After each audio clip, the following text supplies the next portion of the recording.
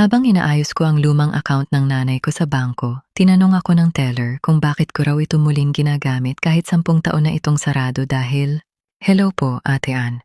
Tawagin niyo na lamang po akong Marisa at sana ay huwag na lang pong ilagay ang tunay kong pangalan." Pumanaw ang nanay ko ilang taon na ang nakalipas. Bago siya mawala, may ilang papeles siyang iniwan sa akin kasama ang isang lumang passbook. Sinabi niya sa akin na itago ko lang iyon dahil baka kailanganin ko raw balang araw. Matagal ko iyong hindi pinansin. Hanggang sa kailangan ko ng dokumento para sa isang family matter, kaya naisip kong pumunta sa bangko para malaman kung may record pa ang account. Pagdating ko sa branch, ibinigay ko ang passbook sa teller. Tiningnan niya ang system at pagkatapos ay tinanong ako kung bakit ko raw gustong i-activate ulit ang account. Nagulat ako dahil hindi ko naman sinabing gusto kong gamitin iyon. Sinabi kong, gusto ko lang malaman kung ano ang status ng account dahil matagal nang wala ang nanay ko. Tiningnan niya ulit ang screen at biglang nagtanong kung ako raw ba ang anak ni Elena. Sinabi kong, oo. Maya-maya, humingi siya ng sandali at kinausap ang manager. Hindi ko alam kung bakit kailangan pa nilang mag-usap. Wala naman akong ginagawang kakaiba at dala ko naman ang mga dokumentong kailangan.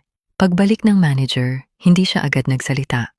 Tinanong niya muna kung alam ko raw ba na may isang tao na regular na pumupunta sa branch na ito gamit ang pangalan ng nanay ko. Doon ako nagtaka, sinabi kong imposible dahil matagal na siyang wala. Ipinaliwanag niya na hindi naman daw ginagamit ang pangalan ng nanay ko para mag-withdraw. May pumupunta raw minsan para magtanong tungkol sa account at laging may dala itong lumang photocopy ng isang dokumento. Tinanong ko kung sino iyon.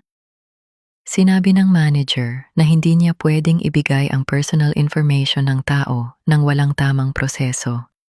Hindi ako nakipagtalo. Sa halip, tinanong ko kung may naiwan bang record kung kailan huling may nagtanong tungkol sa account. May binanggit siyang petsa. Nang marinig ko iyon, mas lalo akong natigilan dahil eksaktong araw iyon ng birthday ng nanay ko.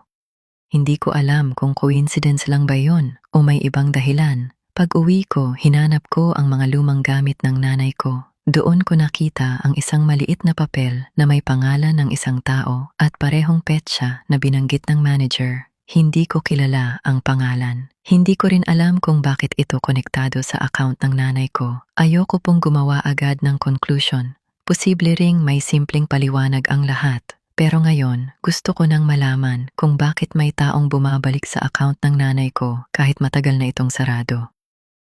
Ate Ann, kung kayo po ang nasa sitwasyon ko, babalik po ba kayo sa bangko para alamin kung sino ang taong iyon? O kakausapin niyo muna ang pamilya ninyo bago maghanap ng ibang sagot?